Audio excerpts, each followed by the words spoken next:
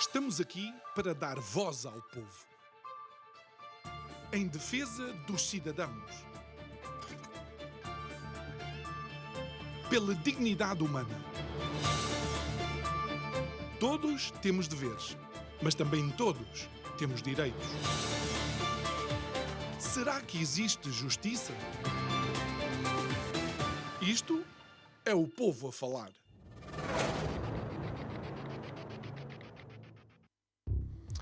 Que o poder embebeda, que o poder seduz, que o poder atrai, já todos nós sabemos. Aliás, essa advertência é uma advertência histórica que filósofos e pensadores têm feito a todos aqueles que estão no poder.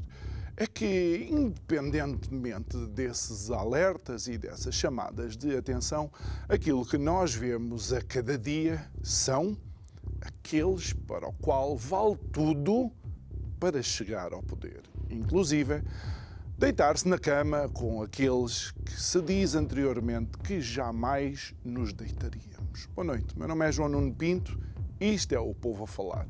Não é nenhum programa sobre pornografia, mas se calhar hoje vamos ter que abordar a pornografia do poder. Estamos consigo de segunda a sexta-feira neste mesmo horário, emissão em simultâneo Curiagos TV e Rádio Vida 97.1. O tema para este mês tem sido vinho novo em odres velhos, ou seja, será que realmente Portugal pode ter alguma coisa nova se os vícios são os antigos e os de sempre? É que eu estou a falar naquilo que aconteceu este fim de semana, bem, na Madeira. Não as eleições, mas o desenho que sai depois das eleições.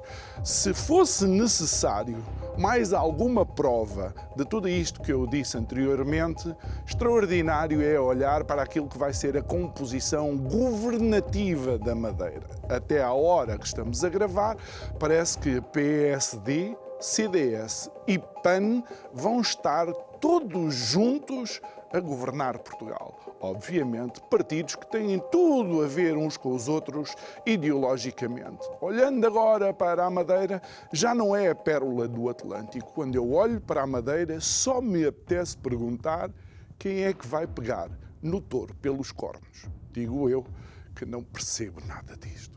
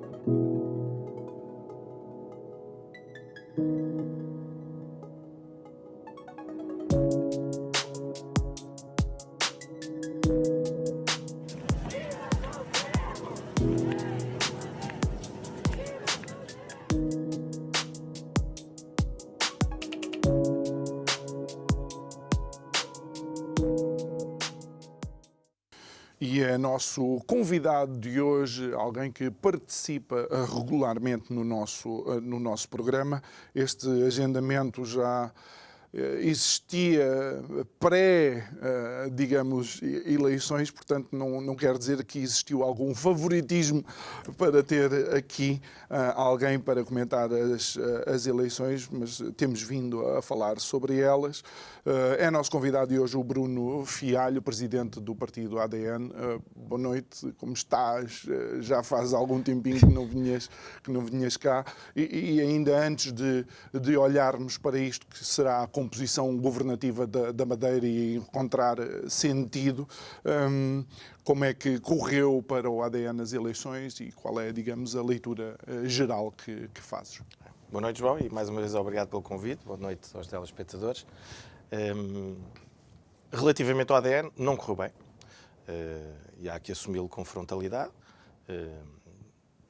As pessoas não quiseram ouvir as nossas posições, a nossa ideologia, e temos que respeitar, porque quem decide, em última instância, É o povo, e é o povo a quem se deve o total respeito, independentemente de poder ou não, na nossa opinião, estar correto. Posso dizer que, relativamente há 4 anos, quando concorremos, que ainda era outro nome, tivemos uma votação superior. Portanto, onde até estavam 17 partidos, e, portanto, aqui nem tudo correu menos bem. Relativamente à questão de agora desta pornografia pós-eleitoral, eu só posso dizer que fomos o único partido que dissemos que não faríamos coligações com ninguém, exatamente porque há que respeitar a vontade do povo. O Miguel Albuquerque, o PSD e o CDS poderiam governar sem maioria absoluta. Inclusive no continente, na Madeira nunca, mas no continente, já tivemos governos de minoria, governos que até chegaram ao fim do seu mandato, e, portanto, não há sequer razão para o PSD e o CDS se coligarem com um partido, e não estou a dizer nem bem nem mal do partido, estou a dizer é que, como tu referiste, as ideologias são opostas. Dou um exemplo, o CDS que é conhecido como pró-touradas e o PAN não precisa dizer mais nada. Portanto, como é que vão entrelaçar estas posições ideológicas numa governação? Não vale tudo para vencermos. Aparentemente, sim. Infelizmente, principalmente em Portugal, cada vez mais parece ser esse o mote. Mas não vale tudo. E ficaria muito melhor ao partido que venceu as eleições, à coligação, PSD-CDS, governar em minoria. E, aliás, há aqui um facto, não sei se as pessoas todas já refletiram sobre isso, mas eu tenho sérias dúvidas que a governar em minoria não seria uma maioria absoluta, porque, imagina, quando o Parlamento fosse decidir sobre uma proposta apresentada pela coligação PSD-CDS, haveria pelo menos alguém que se iria abster ou iria apoiar. Não acredito que todos fossem votar sempre contra. Ou seja, a negociação podia ser feita em minoria. Exatamente. E nem era preciso negociação.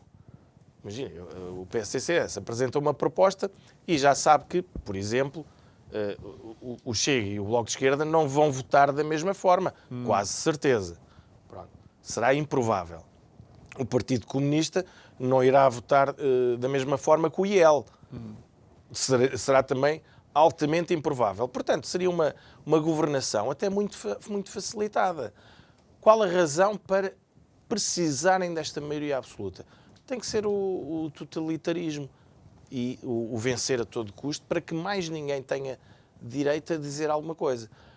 Porque há aqui um ponto que é, nos inquéritos parlamentares, aí sim é que poderia existir alguma situação menos benéfica para o PSD e CDS, que não querem que as pessoas saibam o que é que se passa com obras públicas, com determinadas situações, e aí sim a maioria absoluta é necessária para impor uma certa ditadura no regimento da Assembleia Legislativa da Madeira. Bruno, uma dificuldade que eu tenho enquanto eleitor, ou seja, enquanto alguém que vota, é precisamente esta falta de vergonha na cara, e já não tenho palavras mais simpáticas para isto. Quando um partido como o PSD faz uma coligação pós-eleitoral sem sequer informar quem vota neles. Portanto, há aqui uma quebra na confiança relativamente do partido aos eleitores. Quem é que disse ao Sr. Miguel Albuquerque que eu, enquanto do PSD, caso fosse e não sou, o autorizava a fazer uma coligação, por exemplo, com o PAN ou mesmo com a Iniciativa Liberal? Mas aí a responsabilidade também é do eleitor. Porque nem os militantes, nem os eleitores questionam os partidos ou os seus dirigentes acerca desses pontos. O eleitorado português dá um cheque em branco quando vai votar. Ou nem sequer dá cheque, não comparece e tem falta de comparência. Portanto, a responsabilidade, e aí, fazendo a defesa do Miguel Albuquerque, é mais do eleitor e dos seus militantes do que dele próprio. Porque ele também não... Por acaso até referiu algumas vezes que não faria coligações, mentiu. E, portanto, se tivesse espinha dorsal, Bruno, apresentava a na semana admissão. passada, olha, um dos nossos convidados regulares é aqui o professor Mário Frota. Sim. E o professor Mário Frota vem sempre falar na defesa do consumidor. Sabes uma coisa? Nós somos consumidores de democracia. E quando damos o nosso voto a um partido, é como se estivéssemos a comprar ou a adquirir alguma coisa. A verdade é que os partidos andam, e neste caso a coligação que ganhou na Madeira e que está a fazer agora estes acordos pós-eleitorais, estão a quebrar a relação de confiança e, no fundo, não gosto desta expressão, mas vou utilizar, acabaram por assumir que venderam um gato por lebre. Sim, concordo. Já sabes que eu não gosto de dizer muito mal. Eu sei, mas é por isso que eu estou a dizer. Dos partidos adversários, eu fico numa posição não muito confortável, porque eu gosto de discutir ideias, mas neste caso, as atitudes, que estamos a falar de atitudes e de posições tomadas, é baixa política. Okay, então vamos um bocadinho mais longe, Bruno, e depois vamos falar aqui estes temas que são importantes. O que é que o PSD vendeu para se coligar com o PAN? Isso é que era interessante saber. Sim, e devia ser público. Deveria, aliás, os seus eleitores e militantes fazerem o escrutínio do que é que venderam para se coligar, mas os do PAN também. Pois, porque também estamos aqui a falar de um partido que apresentou-se às eleições como contra o regime atual da Madeira e depois vai se deitar na cama com o inimigo. Portanto, isto aqui mais parece um caso de violência doméstica que perdoa o criminoso.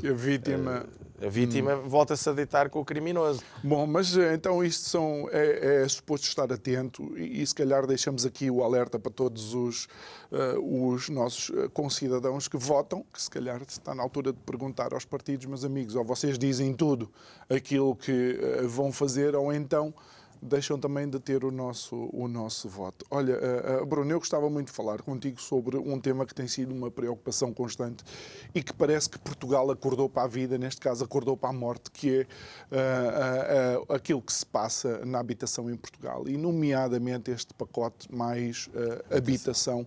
Qual é a leitura que fazes disto e das propostas que o Governo depois fez? Olha, das poucas vezes concordo inteiramente com o nosso Presidente da República, Marcelo Rebelo de Sousa. Este pacote merecia ir para o lixo. É um pacote já com prazo de validade ultrapassado. Não vai melhorar nada na habitação em Portugal, pelo contrário, ainda vai fazer pior. Vai fazer aumentar os preços que já estão altíssimos. Vai criar menos oferta e, mantendo a procura, vai inflacionar esses preços, como já referi. Nada do pacote, e em bom português, tem uma ponta para onde se pega. Nada. Aquilo é uma manta de retalhos de alguém que, infelizmente, e eu reitero muitas vezes esta convicção, os bois dos partidos políticos que estão no poder não são pessoas que trabalharam, não são pessoas que sabem como é que é o dia-a-dia, o que é que custa a nossa vida, não têm experiência de vida e, portanto, quando vão criar legislação, criam algo que só existe na cabeça deles. Portanto, não criam algo prático, não criam algo execuível, não criam algo para o povo. E, portanto, caem estes pacotes que não servem para nada e pior. Eu nem acredito que este pacote irá entrar em vigor, porque a regulamentação do pacote, o nosso Presidente Marcelo Rebelo de Sousa já disse que não irá deixar passar. O que deveria acontecer era o Presidente Marcelo deveria remeter agora isto para o Tribunal Constitucional. Para o Tribunal Constitucional se pronunciar sobre o que eu considero graves inconstitucionalidades que tem o pacote, que é algo que o PS já nos habituou, que é inconstitucionalidades atrás de inconstitucionalidades ou ilegalidades nas leis que apresenta ao Parlamento. E como é que se soluciona então o problema da habitação, ou qual é um dos pontos, eventualmente, deste pacote mais habitação que tu queiras mencionar especificamente que não vai resolver nada? Olha, eu posso dizer, a caça às bruxas que o pacote de habitação fez para fingir que estão a fazer alguma coisa. Os vistos gold. é a maior mentira que foi passada aos portugueses, que os vistos gold aumentam o mercado da habitação, o valor das habitações. Estamos a falar de que eram, no caso do pacote passar a ser implementado na nossa ordem jurídica, eram casas de valor acima dos 500 mil euros. Ora, o português médio não tem 500 mil euros, portanto, podem dizer, mas inflacionava casas abaixo. Mas mesmo casas abaixo, o português médio tem uma casa até aos 300 mil, até aos 250 mil. O português médio, o da classe média, que é a classe sempre mais atingida por estes pacotes, por esta legislação. O que nós devíamos fazer era reduzir impostos para permitir o maior fluxo de dinheiro disponível nas famílias para poderem fazer face às despesas que agora existem, que começaram com a guerra da Ucrânia. Não vamos esquecer isto. O problema não são todas as outras situações que são referidas no pacote que culpabilizam, nomeadamente, os vistos gold. Foi uma guerra onde a Europa decidiu entrar, porque entrou, não entrou em termos de militares, de ajuda militar, física, de pessoal, presença de militar, de pessoas, de militares, mas de tudo o resto. E principalmente com as sanções, que eu desde o primeiro minuto disse, fui dos poucos logo a dizer, isto é uma parvoíce. E só nos vai prejudicar. E agora, passado este tempo todo, as pessoas já estão a acordar um bocado e estão a perceber que estamos a ser prejudicados. Para quê? Para que os senhores do armamento consigam recuperar aquilo que perderam durante a pandemia, porque não podemos esquecer, durante a pandemia não houve quase conflitos armados.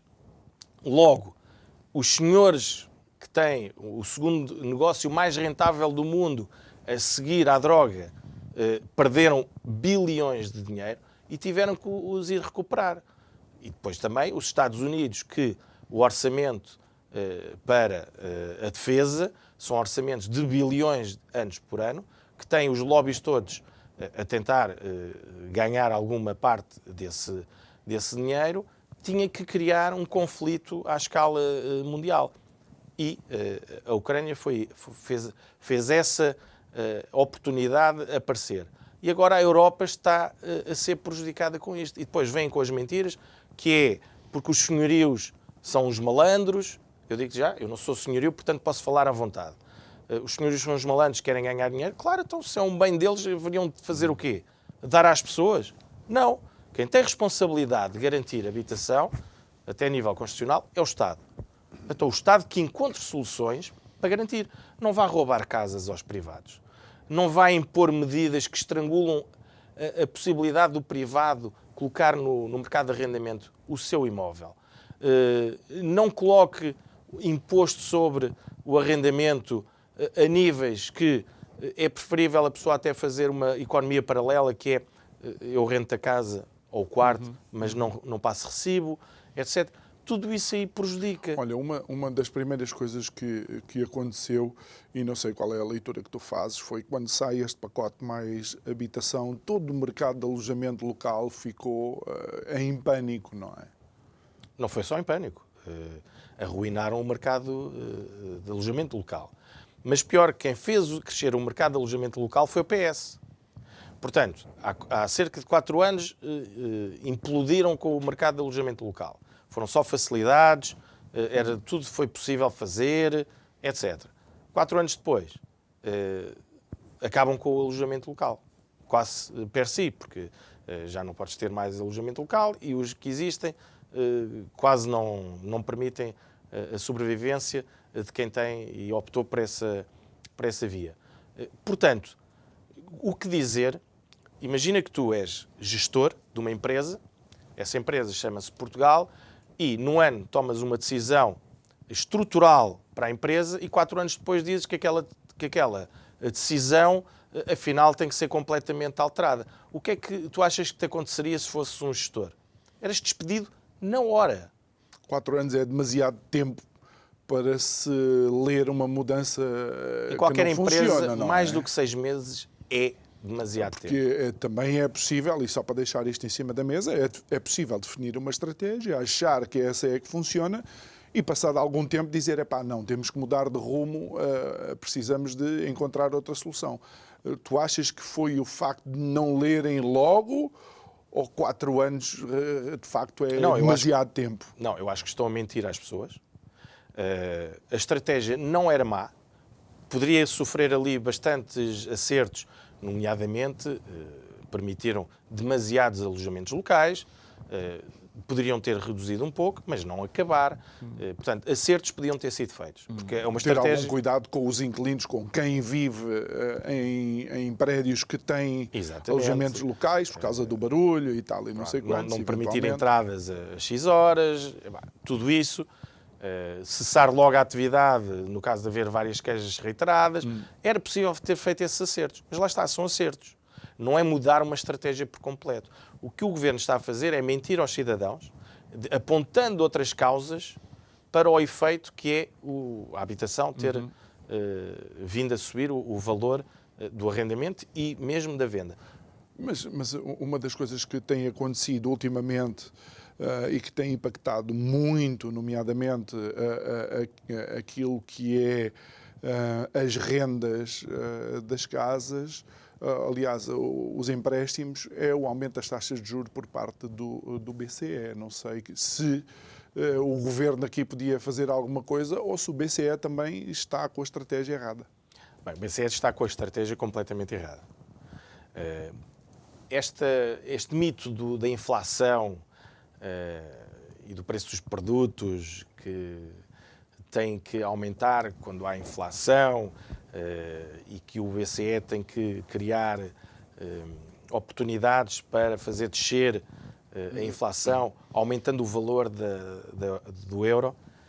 Isto aqui também, além de vir da guerra, das exposições que nós tivemos devido à guerra da Ucrânia, eu vou tentar simplificar para ver se lá em casa conseguem descortinar onde é que está a falácia do discurso do Governo e da Europa. A moeda europeia, o euro, teve uma desvalorização a partir de 2020. Em contraposição, o dólar subiu. Foi isto que criou a inflação, não foi mais nada. Juntando depois a guerra e todas as causas que nós conhecemos. As sanções, as posições erradas relativamente ao que deveria ser a nossa independência em relação ao conflito, etc. O que nós necessitávamos era fazer subir o valor da moeda monetária da Europa, o euro. Qual é que é a maneira mais fácil? É subir taxas de juros. Subindo taxas de juros, o valor da moeda automaticamente sobe. E faz descer também, depois, em comparação, o dólar americano. Mas isto não é a única forma. É só mais fácil, João. Esta é a forma mais simples. Existem muitas outras soluções para criar força para que o euro voltasse a subir. E são essas todas as soluções que o BCE não aplica, que o Parlamento Europeu recusa-se a falar e que depois, a nível nacional, todos os governos que comem à mão do dono, que é a Europa, não querem comentar. E, portanto, isto tudo é uma falácia económica provocada por aqueles que nos governam e quem vai pagar são sempre os mesmos. Eu não vejo, por exemplo, os bancos a devolverem aquilo que receberam quando tiveram que solicitar ajuda. Por exemplo. Porque é que, depois de terem tido os lucros com aquilo que receberam, e foram muitos, milhares de milhões, porque é que não estão agora a devolver e acabamos com esta situação sufocante para as famílias portuguesas? Que eu digo-te, eu não sei como é que é possível as famílias continuarem a pagar casa. Eu fiz o meu empréstimo há 6 anos atrás, coloquei taxa fixa, sabendo que iria perder dinheiro durante algum tempo. Mas também sabia que, isto por ser uma falácia, os mercados sobem e descem, e agora vivo confortavelmente, porque pago exatamente o mesmo de há 5 anos atrás. Mas o nosso problema é que, para além da falta de cultura económica que existe, porque nas escolas estão mais interessados em falar de unicórnios do que de direitos, liberdades, garantias da Constituição, do que é a economia normal, como é que devemos agir perante o nosso dia-a-dia, em termos económicos, o que acontece é que as pessoas vão ao banco, os bancos estão mais interessados em vender os produtos e as pessoas é que ficam prejudicadas. E há outra coisa a dizer. Aqueles que lá em casa, salvo seja os ditos economistas, quando vêm dizer que mas na Europa 70% dos empréstimos à habitação são taxa fixa e só 30% são taxa variável e em Portugal é o contrário. Eles esquecem-se de uma coisa, é que na Europa a taxa fixa fica muito perto da taxa variável e em Portugal não. Eu tive que arriscar. Tenho conhecimentos económicos e para mim não foi arriscar, foi um passo seguro. Pronto. Mas quem não tem conhecimentos económicos e vai a um banco e vê uma diferença tal de valores que no dia-a-dia faz muita diferença, opta pela variável. Mas na Europa a fixa está ali par a par com a variável. Portanto, nós em Portugal somos prejudicados duplamente. O Banco de Portugal não faz o seu trabalho. Ainda agora se viu quando desapareceram documentos de António Costa, o Primeiro-Ministro, do Barclays, e quando houve a fusão com o outro banco, e agora parece que ninguém quer criar uma investigação, e não faz o seu trabalho porque o consumidor é sempre prejudicado. Permite-me só dizer-te isto, que é, eu relembro os lesados do BES.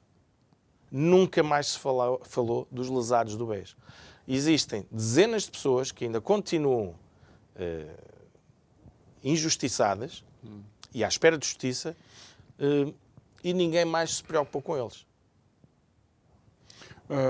Relativamente ainda a esta questão, nós vimos, por exemplo, em Itália, Meloni a tomar uma posição relativamente à banca, não é? Está bem que é num determinado específico, numa área específica daquilo que são os lucros extraordinários dos bancos, mas de alguma forma surpreendeu e existem outros governantes a pensar, meus amigos, temos que equilibrar aqui a balança. Não sei se... Antes disso, não discordo com essa posição, pelo contrário, mas antes disso, em Portugal, têm que devolver aquilo que receberam. Eu não vi nenhum cidadão português a receber ajuda quando ele mais precisa, quando vai para o Fundo de Desemprego, quando a sua fábrica, a sua empresa abre falência.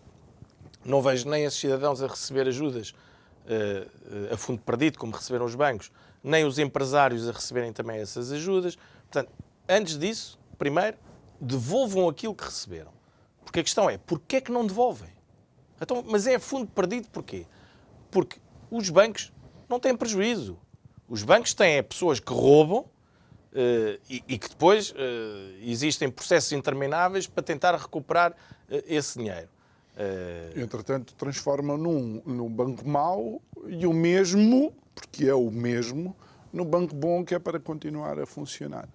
Exatamente. Aliás, isso foi a maior... Isso nem Álvares dos Reis conseguiria fazer tão bem como vês o governo português.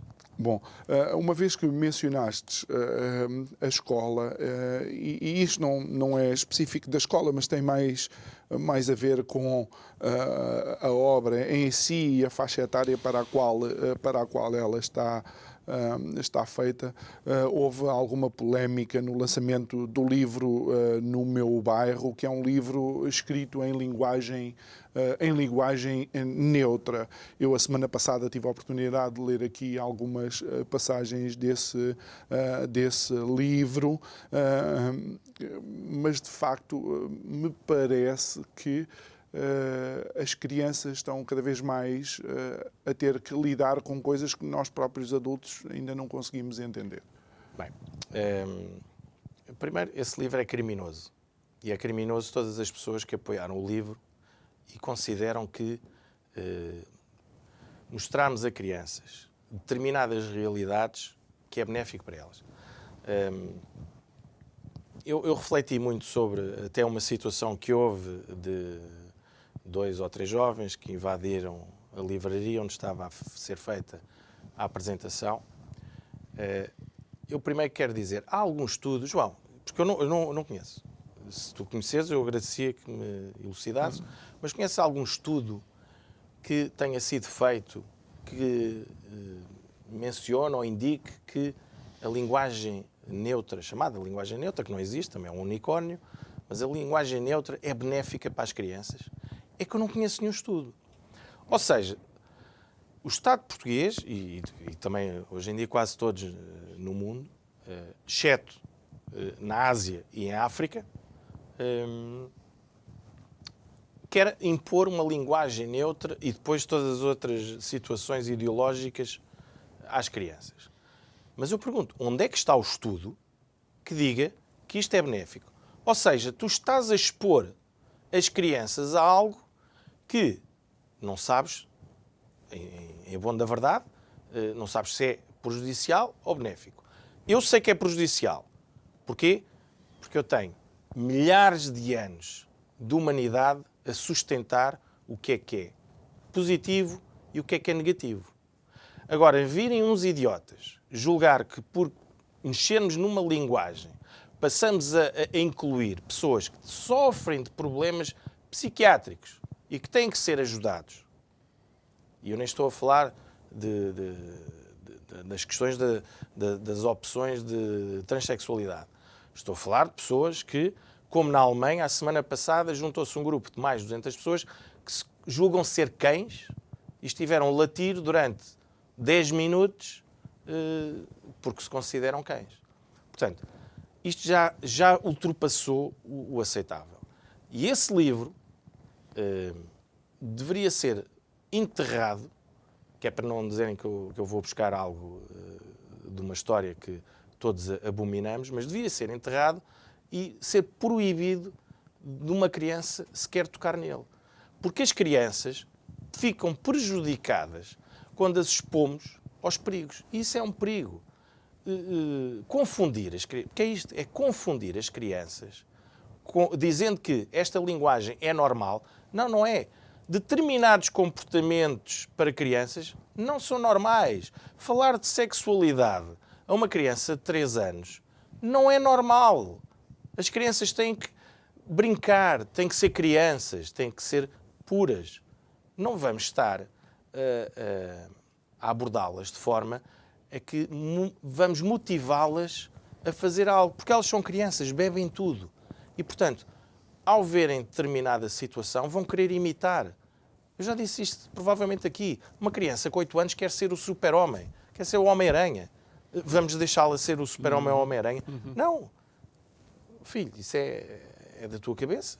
Isso há de passar.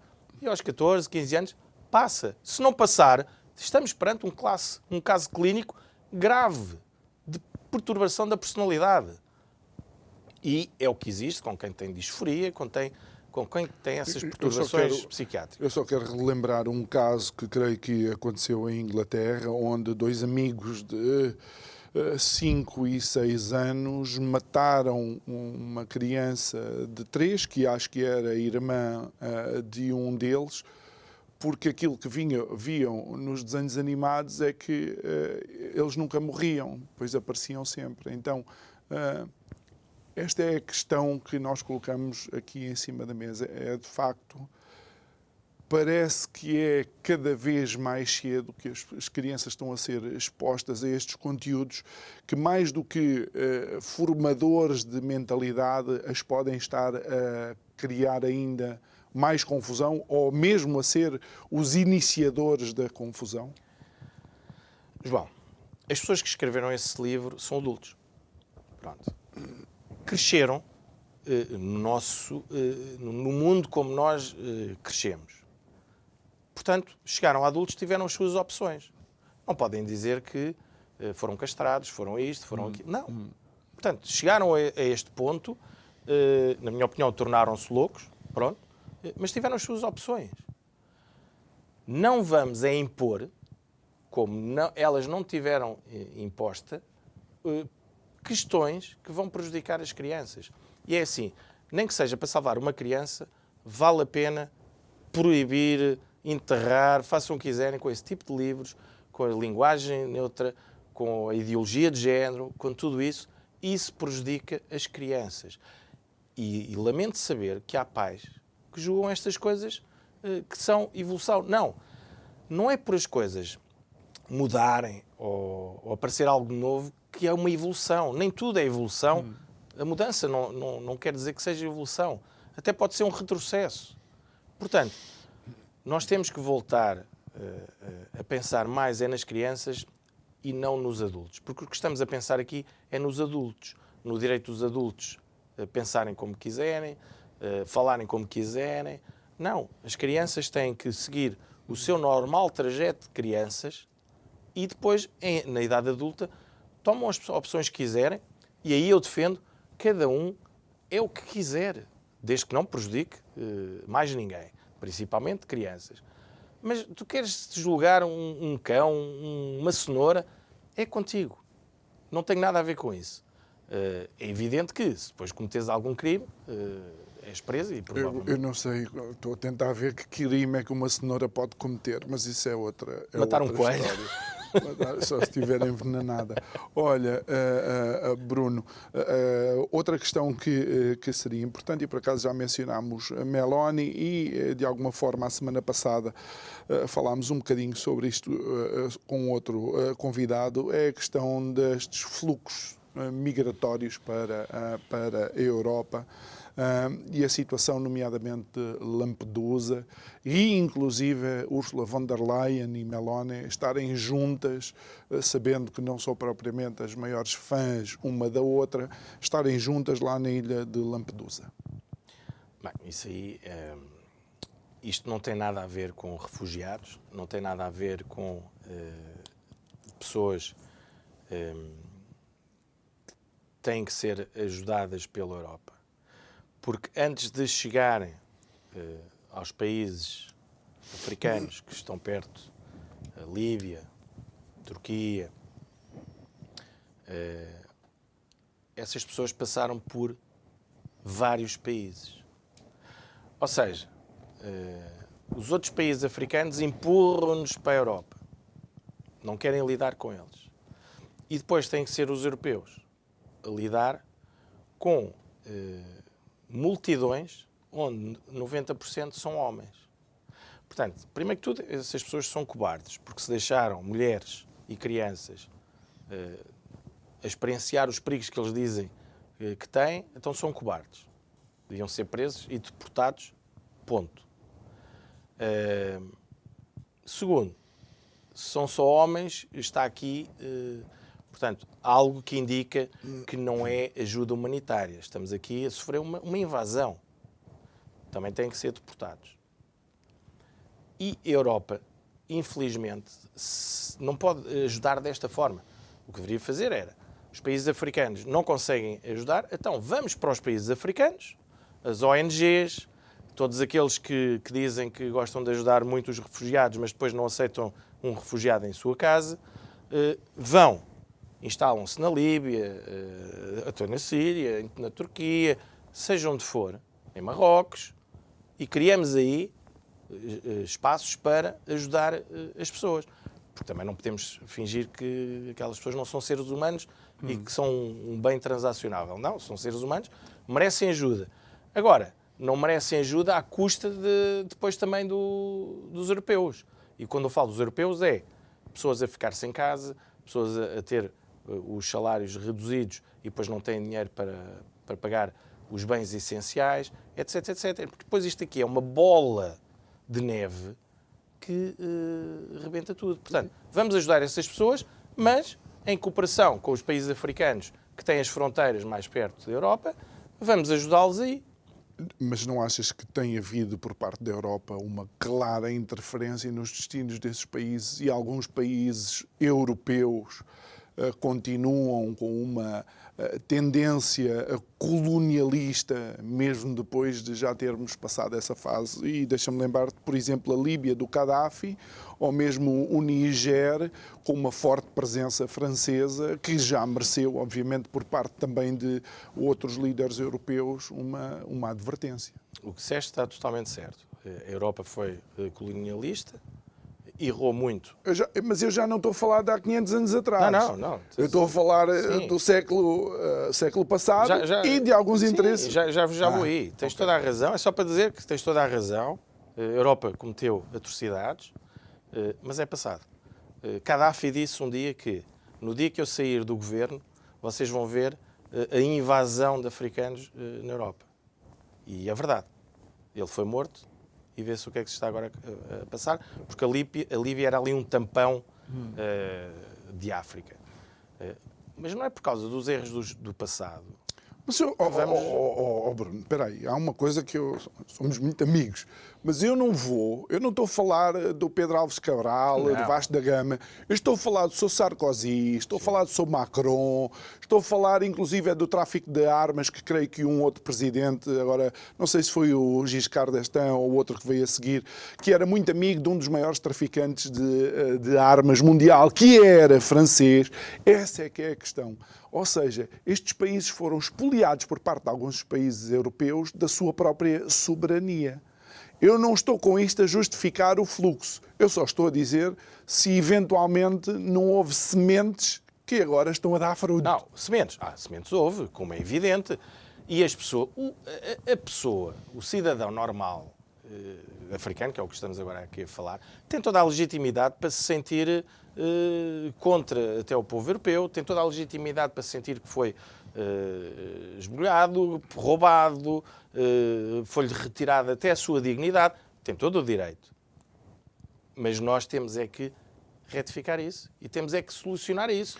Não vamos é fingir que para justificar todos os erros que foram cometidos num passado próximo até, vamos abrir... Então porquê é que não prendemos os nossos governantes que tiveram responsabilidade nisso?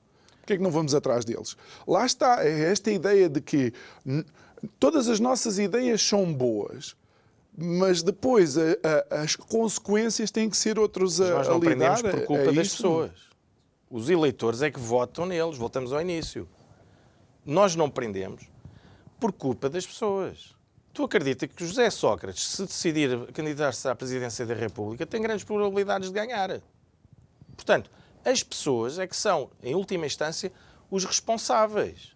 E como é evidente, se eu fosse governante e sentisse impunidade perante tudo o que eu fizesse, continuaria a fazê-lo. Portanto, as pessoas é que têm que reclamar, têm que mudar as suas visões de eleitorais até e deixar outras pessoas entrar no poder para prender toda esta bandidagem.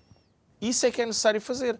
Agora, eu não vou comungar da posição de culpabilizar toda a gente, que até já sabes, não é assim que eu funciono, culpabilizar toda a gente, mas depois não ter soluções práticas. Não, nós temos é que ter soluções práticas. Eu já te disse, tens ali toda a costa africana, é possível uma entreajuda com esses países. Se esses países disserem não, então quer dizer que realmente do outro lado do outro continente também há uma necessidade de livrarem-se de certas pessoas. Achas que é uma... E embora a Itália já fez alguns acordos, creio que com a Líbia e com a Tunísia, e quero relembrar que a Itália está a passar por esta situação, não pelos interesses que tem estabelecidos, mas porque quem tem o território europeu mais próximo, creio que inclusive a Lampedusa está a pouco mais de 150 km, tanto da costa tunisina, se não me engano.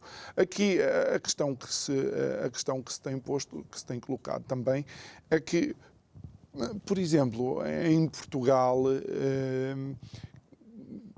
com o problema demográfico que nós temos, começa a sentir-se que há, de facto, uma presença destas pessoas já com peso, por assim dizer.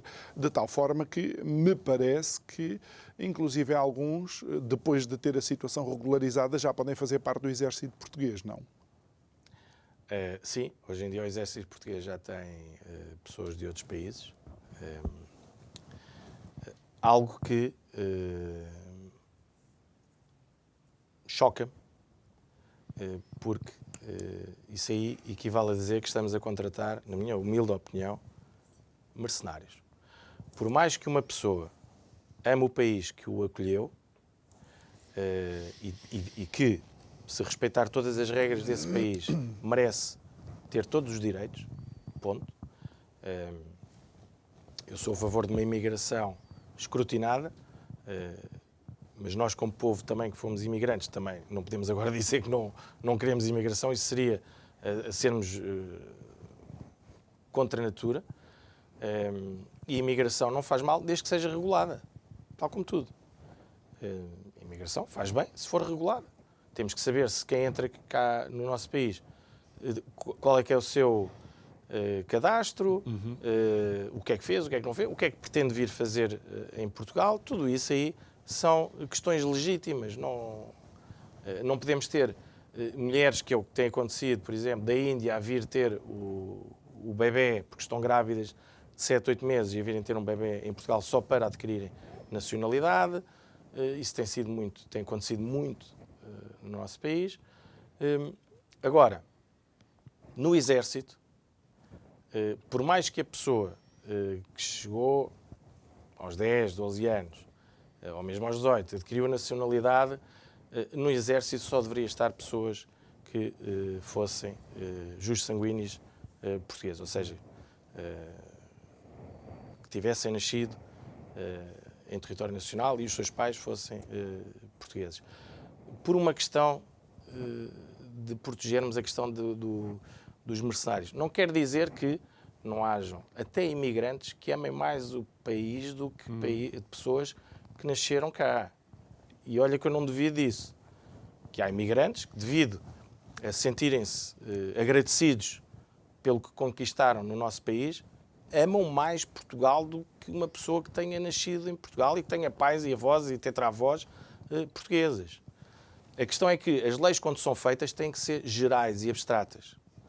E não podem ter aqui a exceção de se tu amares mais o país ou amares tanto o país, podes ir para o Exército. Não, tem que ser uma lei abstrata e geral. Portanto, para proteger qualquer fator de, imagina, eu agora contrato 500 imigrantes num determinado continente com os seus pais e envio-os para Portugal, para irem para o Exército. 500 pessoas num Exército são muitos soldados. São pelo menos, pelo menos 2 companhias. Portanto, se a memória não me falha quando servi no Exército, mas são 2 companhias. É muito armamento. Portanto, nós temos que proteger o país dessas situações que até podem acontecer.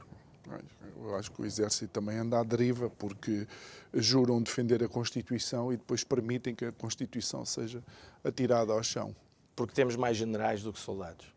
É uma vergonha ao Exército que temos. Atualmente. Sim, atualmente. Nós temos mais generais, mais oficiais do que temos soldados. E, portanto, temos que reverter isso. É que nem sequer nesta fase de crise o Exército e a carreira militar consegue ser atrativa, não é? Porque podia ser uma das escapatórias. Mas isso é simples, é colocar o serviço militar obrigatório outra vez, só faria muito bem a alguns jovens que andam aí perdidos e se calhar motivava depois a prosseguirem a carreira militar.